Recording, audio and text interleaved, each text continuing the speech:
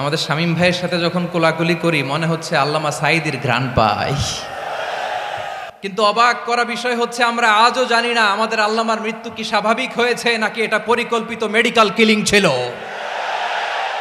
এই রিপোর্ট গণমানুষের কাছে প্রচার করে জানাতে হবে। এই দাবির সাথে কি সবাই আপনারা একমত? কারা কারা একমত হাত তুলে দেখান।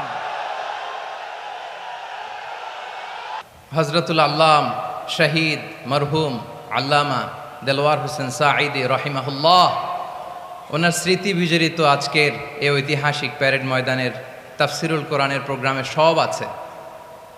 স্টেজ আছে, শ্রোতা আছে, প্যান্ডেল আছে, মিডিয়া কাভারেজ আছে, কিন্তু আমাদের কলিজার টুকটাটা আমাদের মাঝে নাই।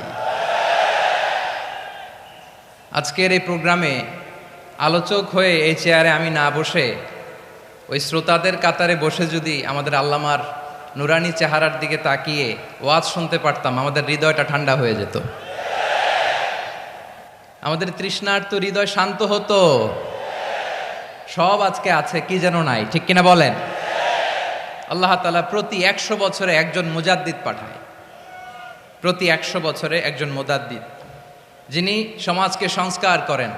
আল্লামা দেলওয়ার হোসেন সাঈদী রহিমাহুল্লাহ ছিলেন তেমন একজন মুজাদ্দিদ। চিৎকার করে বলেন ঠিক কিনা? উনি শিরক বিদআতের আস্তানাকে তছনছ করে দিয়েছেন, তাওহীদের বাণীকে সমুন্নত করেছেন, গণমানুষের কাছে তাফসিরুল কোরআনকে জনপ্রিয় করেছেন। আজীবন আজীবন তিনি ইসলামকে বিজয়ী শক্তি হিসেবে দেখার স্বপ্ন দেখতেন।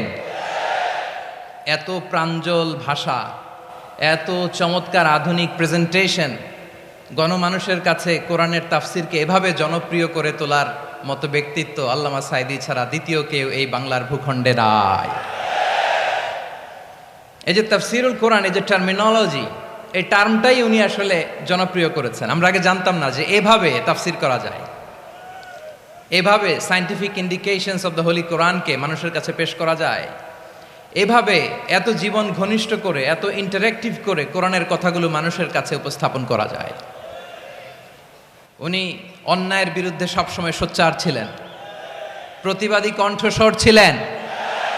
ওনার আলোচনা শুনলে দেহের রক্ত টকবক করে ফুটতে থাকতো। আল্লাহু আকবার, আল্লাহু আকবার, আল্লাহু আকবার। He was a strong mouthpiece of Islamic revivalism. Islamic জাগরণের স্ট্রং মাউথপিস ছিলেন আল্লামা সাঈদী রাহিমাহুল্লাহ।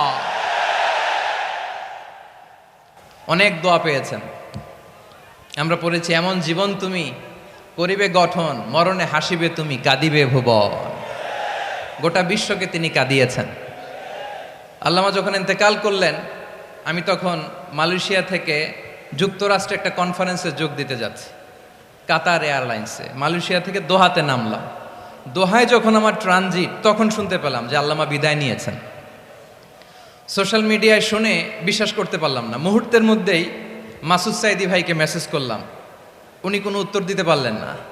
মাসুদ ভাইয়ের সাথে যখন কোলাকুলি করি, আমাদের শামীম ভাইয়ের সাথে যখন কোলাকুলি করি মনে হচ্ছে আল্লামা সাঈদীর ঘ্রাণ পাই। শরীরটা লিটারালি কাঁপছিল, নিজেকে মানাতে পারছিলাম না, বিশ্বাস করতে পারছিলাম না যে আসলে আল্লামা বিদায় নিয়েছেন। ইন দ্য মিন টাইম আমার সেকেন্ড ফ্লাইট দোহা টু নিউ ইয়র্ক, 12 ঘন্টার ফ্লাইটে উঠলাম, ইন্টারনেট থেকে বিচ্ছিন্ন হলাম। নামার পরে শুনলাম আল্লাহু আকবার, যেখানে ওনাকে কবরস্থ করার কথা ছিল সেখানেও কবর দিতে দেয়া হয় নাই।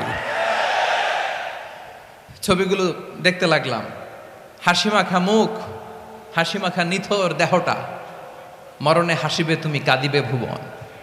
From east to west, from north to south, the entire globe, গোটা বিশ্ব ওনার জন্য কেঁদেছে, গোটা বিশ্ব কেঁদেছে। কাবার গিলাফ ধরে ধরে মানুষ চিৎকার করেছে। এর চেয়ে শ্রেষ্ঠ মৃত্যুকার হতে পারে? আমাদের আল্লামার আর কি পাওয়ার ছিল বলেন? আর কি পাওয়ার ছিল? কুল্লু নাফসিন যায়িকাতুল মাউত, যারাই দুনিয়াতে আসবে তারা ইন্তেকাল করবে, এটা আমরা মেনে নেই, এটা আমরা জানি। কিন্তু অবাক করা বিষয় হচ্ছে আমরা আজও জানি না আমাদের আল্লামার মৃত্যু কি স্বাভাবিক হয়েছে নাকি এটা পরিকল্পিত মেডিকেল কিলিং ছিল। এটা যে পরিকল্পিত মেডিকেল কিলিং ছিল, এটা ধারণা করার পেছনে অনেক কারণ আছে। তিনি আধিপত্যবাদের বিরুদ্ধে সোচ্চার ছিলেন, ফ্যাসিবাদের বিরুদ্ধে সোচ্চার ছিলেন, রাজনৈতিক প্রতিহিংসার শিকার ছিলেন। এজন্য এটা মেডিকেল কিলিং হতে পারে এ ধারণা আমরা করতেই পারি। আওয়াজ করে বলেন ঠিক কি না? যেই সময়টা আমরা কাটাচ্ছি, এত সুন্দর সময় বাংলাদেশ আর পাবে না। আমাদের জন্মের পর থেকে এরকম চমৎকার সময় আমরা পাই নাই। এটাই আসল সময়। আমরা ইন্টারিম গভর্নমেন্টের কাছে দাবি জানাই, উচ্চতর তদন্ত কমিটি করে এটা কি হত্যাকাণ্ড ছিল নাকি স্বাভাবিক মৃত্যু ছিল, এই রিপোর্ট গণমানুষের কাছে প্রচার করে জানাতে হবে। এই দাবির সাথে কি সবাই আপনারা একমত? কারা কারা একমত হাত তুলে দেখান।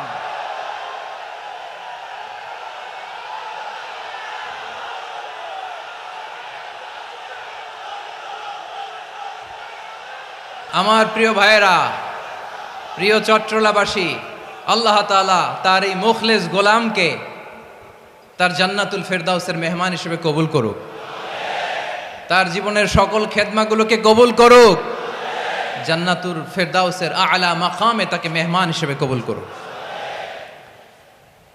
আল্লামা শহীদ দেলোয়ার হোসেন সাঈদী রাহিমাহুল্লাহ, উনি ছাড়াও এই ঐতিহাসিক ময়দানে কথা বলেছেন আল্লামা লুৎফুর রহমান রাহিমাহুল্লাহ। চলে গিয়েছেন আমাদেরকে ছেড়ে। তিনি বলতেন, ইনশাল্লাহ মিজান আবার আসবে। হুজুর আমি তো আসলাম, আপনি তো আমাদেরকে ছেড়ে চলে গেলেন। আল্লাহু আকবার, আল্লাহু আকবার, আল্লাহু আকবার। গলায় কোনো সুর ছিল না, সুর দিয়ে কথা বলতেন না, কিন্তু এত চমৎকার শব্দের বুনন, এত চমৎকার প্রেজেন্টেশন, এত চমৎকার ভাবে ঐতিহাসিক বর্ণনাগুলো তিনি উপস্থাপন করতেন। মন্ত্রমুগ্ধ হয়ে আমরা আল্লামা লুৎফুর রহমানের কথা শুনেছি। আমরা হযরতুল আল্লাম লুৎফুর রহমান রাহিমাহুল্লাহর জন্য এই বিশাল ময়দান থেকে দোয়া করছি, আল্লাহ তাআলা তুমি তোমার এই খাদেমকে জান্নাতের মেহমান হিসেবে কবুল করে নাও। আরো অনেক আল্লামারা এখানে কথা বলেছেন, বিশেষ করে বাইতুল শরফের মরহুম পীর সাহেব হুজুর থেকে শুরু করে আরো যারা যারা তারকাতুল্য ওলামায়ে কেরাম এই চট্টগ্রামের ময়দানে কথা বলেছেন, আলো ছড়িয়েছেন। আমরা এই লক্ষ লক্ষ তাওহীদি জনতাকে নিয়ে তাদের জন্য দোয়া করছি, আল্লাহ তাআলা ওনাদের জীবনের সকল ভুল ত্রুটি ক্ষমা করে দিয়ে তাদেরকে জান্নাতুল ফেরদাউসের মেহমান বানিয়ে নিক। আমরা এই ঐতিহাসিক প্যারেড ময়দানের প্রোগ্রাম থেকে স্মরণ করতে চাই 24-এর ছাত্র নাগরিক অভ্যুত্থানে আমার যে সমস্ত ছাত্র নাগরিক ভাইয়েরা দেহের তাজা রক্ত বিলি দিয়ে নতুন বাংলাদেশ আমাদেরকে উপহার দিয়েছে। বিশেষ করে আপনাদের এই চট্টগ্রামের শহীদ ফয়সাল, শহীদ ওয়াসিম সহ সকল শহীদকে আল্লাহ তাআলা কবুল করুক। আমরা সবাই পড়ি আমিন। প্রিয় ভাইয়েরা, আমি নগণ্য একজন কোরআনের ছাত্র, এত বিশাল মঞ্চে এত বড় প্ল্যাটফর্মে কথা বলা আমার জন্য সাজে না। তারপরও আমাদের মুরব্বীরা আমাদের ডানে বায়ে বসে আছেন, ওনাদের আদেশক্রমে, ওনাদের অনুমতিক্রমে কিছু কথা আজকের এই ঐতিহাসিক প্রোগ্রামে আপনাদের সামনে উপস্থাপন করার চেষ্টা করব। ওমা তৌফিক ইল্লা বিল্লাহ। প্রিয় ভাইয়েরা, 5 দিন ব্যাপী এই তাফসিরুল কোরআনের প্রোগ্রামে অনেক ওলামা হযরত কথা বলেছেন। যারা কোরআন সুন্নাহ থেকে আমাদেরকে কোরআনের কথাগুলো শোনালেন, আমরা যেন সেগুলো আমল করতে পারি, আল্লাহ আমাদেরকে তৌফিক দান করুক। শুরুতে আমাদের নিয়তটাকে খালেস করে নেওয়া দরকার। এই যে গ্যাদারিং, এই যে হিউজ শোডাউন, এগুলো যদি আমাদের নিজেদেরকে পরিবর্তন না করে তাহলে এতে কোনো লাভ নাই। জোরে বলেন ঠিক কিনা? এই প্রোগ্রাম যদি আমাদের জীবনকে পরিবর্তন করে, আমাদের চিন্তার ডিএনএ-কে চেঞ্জ করে দেয়, তাহলেই চট্টগ্রামের প্যারেড ময়দান সার্থক। আসুন আমরা চিন্তাকে খালেস করে নেই। আমরা সবাই নিয়ত করি যে যতটুকু কথা আমরা কোরআনের আলোকে শুনবো, আমলের নিয়তে শুনবো ইনশাআল্লাহ। বলেন সবাই।